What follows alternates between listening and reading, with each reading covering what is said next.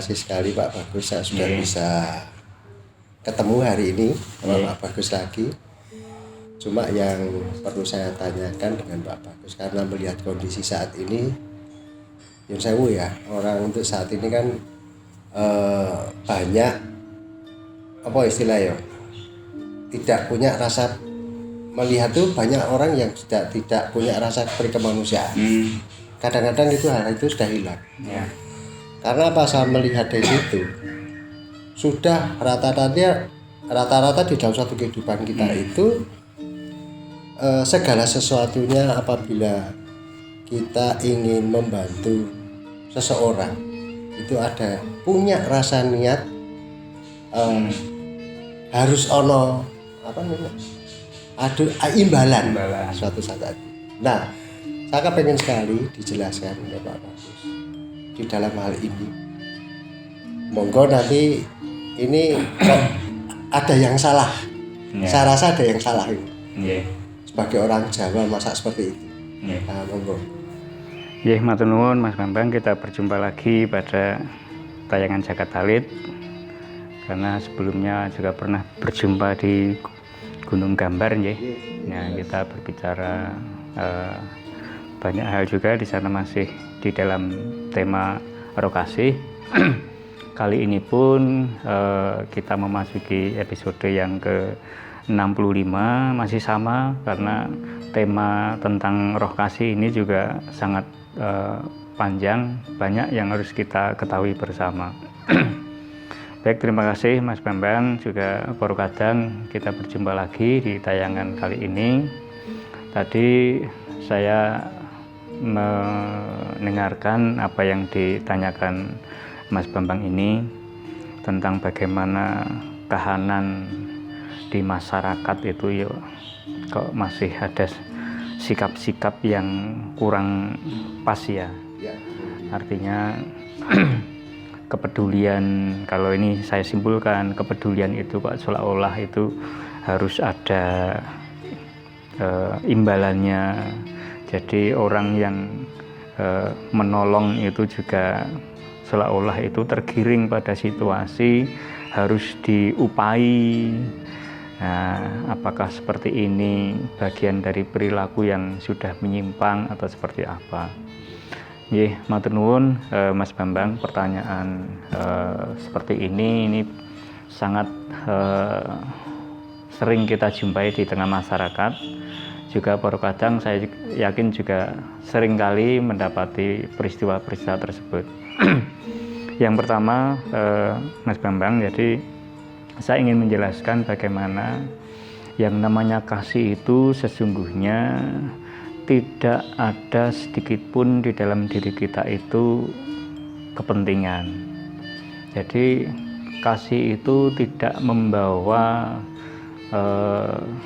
keinginan diri untuk dimegahkan, untuk disanjung-sanjung, apalagi sampai kita berbicara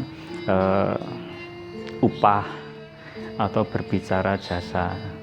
Jadi kalau memang seperti itu kejadiannya, ya kita sama halnya kita menjual jasa.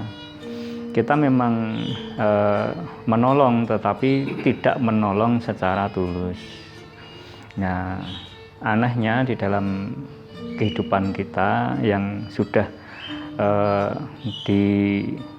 declare dari berbagai hal bahwa kita itu makhluk yang sudah beriman karena kita sudah dikenalkan dengan agama, toh di dalam kemasyarakatan kita masih menilai kepedulian kita itu harus dihargai. Nah, misalnya tetangga kita meminta pertolongan kepada kita, kadang justru kita itu menjawab permintaan tadi, ya saya mau untuk menolong, tapi asal saya diberi sesuatu atau asal saya diberi entah apalah yang menurut orang tersebut itu bisa imbas gitu loh. Nah, di dalam kerohanian Mas Bambang dan Poro Kadang, hal ini adalah perilaku di mana menunjukkan bahwa orang tersebut itu belum memahami imannya secara baik. Nah, kalau iman itu belum terbangun secara baik, itu juga disinyalir pasti yang bersangkutan itu juga belum mengenali Tuhan secara utuh. Karena pada saat orang itu sudah beriman, pasti perilakunya, cara berpikirnya, dan segala sesuatunya itu pasti akan secitra dengan Allah sendiri. Karena apapun yang terjadi, yang namanya agama itu mengajarkan moral kita untuk apa? Mempunyai sifat yang seperti dicontohkan Tuhan sendiri. Jadi kita juga harus berlaku adil, kita juga harus menjadi seorang pengasih, kita juga harus menjadi seorang pengampun, ya. Dan kita pun juga harus menjadi pribadi-pribadi yang bijaksana. Itu kalau kita memahami agama secara baik dan benar. Tetapi kalau kita hanya memahami agama itu hanya sebatas kepentingan identitas, kadangkala ya akhirnya mempunyai perilaku-perilaku yang justru menyimpang dari tuntunan agama tersebut, seperti tadi ditanyakan oleh Mas Bambang. Jadi setiap pertolongan itu harus ada nilai upahnya, ada sesuatu yang bisa dikatakan itu keuntungan bagi dirinya. Nah, jadi intinya,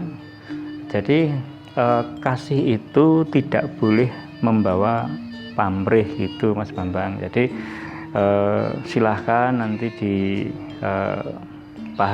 Jadi ternyata memang tidak mudah untuk mensikapi hidup ini. Dan siapapun juga, termasuk panjenengan semua para kadang.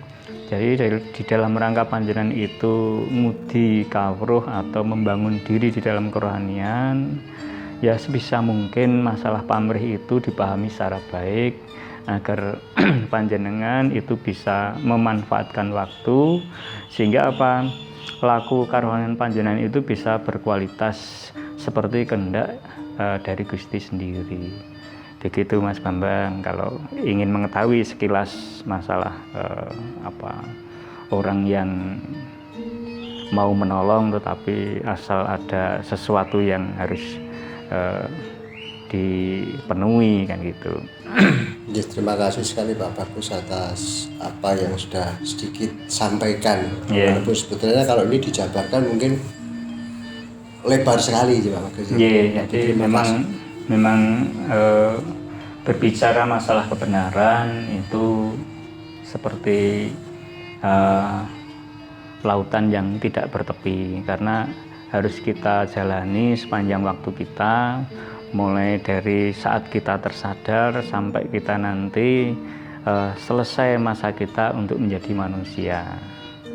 Tetapi hal yang paling menarik Mas Bambang dan Pak Kadang, dari sekian banyak saudara-saudara yang lain, rata-rata dengan kejadian yang sama itu ada sesuatu yang membuat ganjalan, karena ternyata kalau di tengah masyarakat ini ya, berdasarkan banyak keluhan saat mereka itu belajar tentang karohanian, ternyata tidak mudah untuk menghilangkan pamrih itu di dalam diri.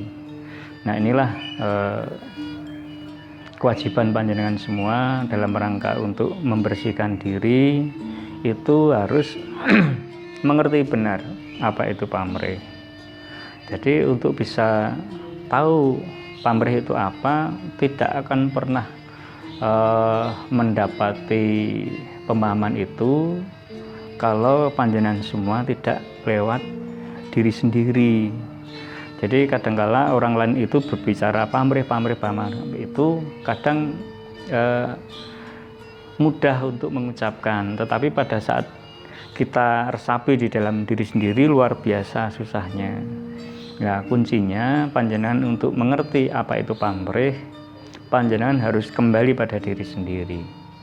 Panjenengan harus akrab dengan diri sendiri, pikiran-pikiran panjenengan, rasa panjenengan itu harus kembalikan kepada kita panjenengan sebagai manusia yang sudah sangat spesial. Secara personal panjenengan itu dirancang oleh Gusti untuk membawa dan menjalankan peran secara khusus di dalam kehidupan. Kalau di dalam jagat alit, Mas Bambang, pamrih itu lebih dipahami karena kita belum bisa mengendalikan hawa nafsu. Jadi pamrih ini menjadi sampah-sampah rohani kita yang selalu menjadikan dharma kita itu menjadi dharma yang tidak berkualitas. Nah, walaupun kita itu sering menolong, tetapi kalau semua pertolongan kita itu ada embel-embelnya, ada sesuatu di balik itu, ya sesungguhnya di dalam laku karohanian itu hanya sia-sia. Karena dharma yang baik, dharma yang sejati itu adalah kasih yang tulus, tidak melihat apapun yang akan ditolongnya, tidak melihat latar belakangnya, semuanya itu disampaikan secara tulus dan ikhlas. Nah, jadi sudah menjadi tanggung jawab kita semua untuk apa? Di dalam diri kita itu membersihkan sampah-sampah rohani kita, termasuk juga pamrih. Karena siapapun juga kalau ingin membangun diri, membangun kecerdasan spiritual kita itu masih menyembunyikan pamrih di dalam diri, itu juga tidak akan pernah selamanya bisa. Karena pamrih inilah yang menjadi penghalang kita. Pamrih inilah yang seolah-olah itu menjadikan dia itu pintu gerbang kolbu kita yang selalu tertutup. Jadi dengan pamrih kita akhirnya tidak mengetahui di balik peristiwa yang sesungguhnya terjadi di jagat ini. Pamrih inilah yang menghambat kita untuk bisa menjalankan laku kehidupan sesuai dengan kehendak Gusti. Jadi poinnya Mas Bambang dan Poro Kadang, dalam rangka kita memahami kehidupan ini, memang di tengah masyarakat itu sering kita mendengar bahwa saat orang itu meminta pertolongan, masih saja ada pihak-pihak itu yang memaknai pertolongan itu disambut dengan pengertian harus ada upahnya. Nah, itu jelas bisa disimpulkan bahwa ini perilaku yang menyimpang saat panjenengan itu benar-benar telah memahami, telah mengetahui tuntunan ajaran agama panjenengan. Nah, apalagi kalau panjenengan mempelajari lebih dalam lagi di dalam melaku spiritualitas, itu jauh akan terasa sekali.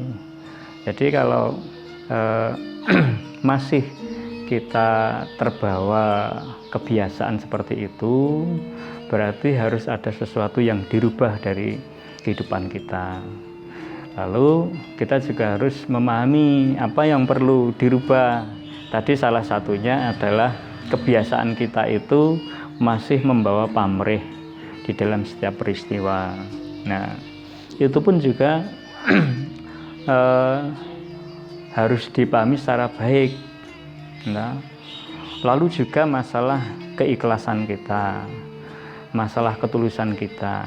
Nah, ini juga harus dimaknai di dalam kehidupan kita. Walaupun panjenengan itu orang duwe pamrih, dia sudah bisa mengendalikan pamrih itu, tapi kalau panjenengan tidak ikhlas, tidak tulus, itu juga panjenengan itu belum mencerminkan citra Allah sendiri di dalam kehidupan beragama panjenengan. Sehingga apa?